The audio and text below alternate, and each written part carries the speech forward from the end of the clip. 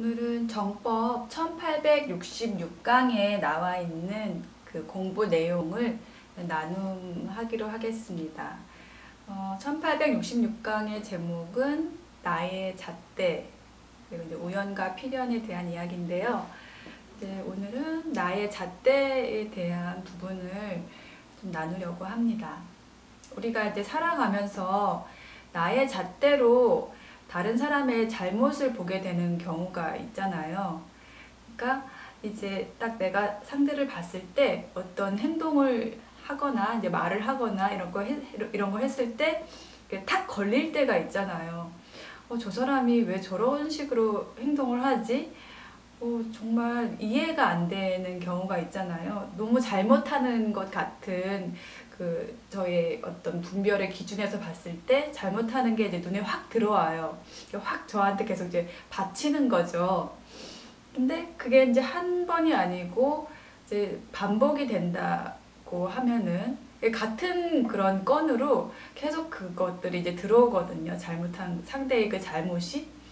근데 딱 그런 것을 봤을 때 이게 나의 잘못이라는 거를 알아야 돼요. 그러니까는 상대의 그 잘못이 보인다는 거는 나한테 그런 점이 있기 때문인 거거든요. 근데 그거를 이제 그 상대만 탓하면서 이렇게 잘못했다고만 생각하고 그거를 계속 그냥 마음에 걸려만 있고 그거를 나를 돌아보지 않는다면은 그 사람의 이제 신용이 계속 떨어지잖아요. 그 상대가 그 잘못함으로써 나에게서 신용이 떨어지죠. 그거랑 똑같은 일이 이제 나에게도 벌어지게 됩니다. 나에게도 그 잘못이 있기 때문에 그렇게 행동하는 점이 있기 때문에 그 상대의 그런 잘못된 행동이 이제 보이는 거거든요. 그렇다면은 나도 어디선가는 그런 행동을 할 것이고 다른 사람이 나를 봤을 때 그런 나의 모습을 보고 실망을 하고 이제 신용을 잃고 이런 일들이 똑같이 일어난다는 거예요.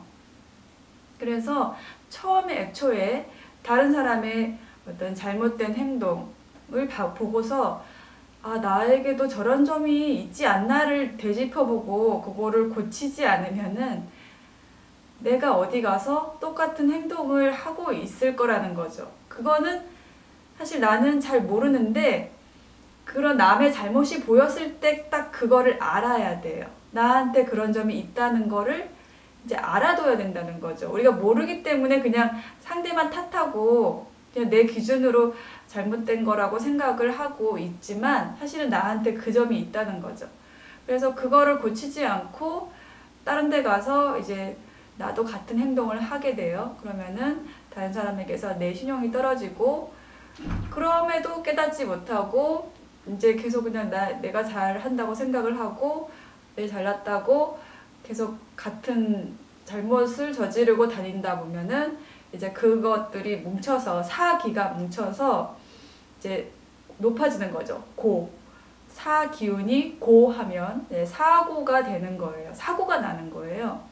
뭐 작은 사고부터 시작을 해서 이제 그 깨우침을 자연에서 우연적으로 오는 그 사고라는 게 우연적으로 오는 게 아니라 그렇게 나를 이제 깨우쳐주기 위해서 오는 건데 그래도 모르고 있다 그러면은 더 큰 사고로 오게 되는 거죠. 누군가 이제 싸우게 되는 일이 생긴다던가 아니면 뭐 차에 부딪힌다던가 이런 식으로 어떤 식으로든지 어떤 현상적인 모습으로 그것을 깨우쳐주러 어떤 사고가 벌어진다는 것입니다.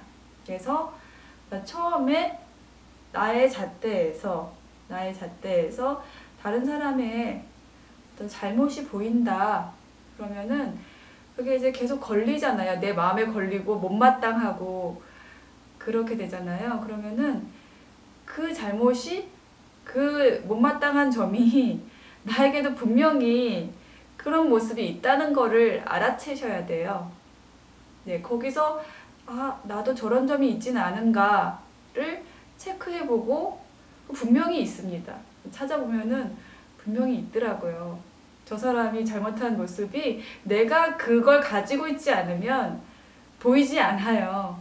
그래서 내가 그걸 체크해서 나를 다스리면 이제 그 모습이 더 이상 나타나지 않아요. 상대의 그런 잘못된 모습이 나에게 보여지지가 않습니다. 나는 이미 그게 다스려졌기 때문이거든요.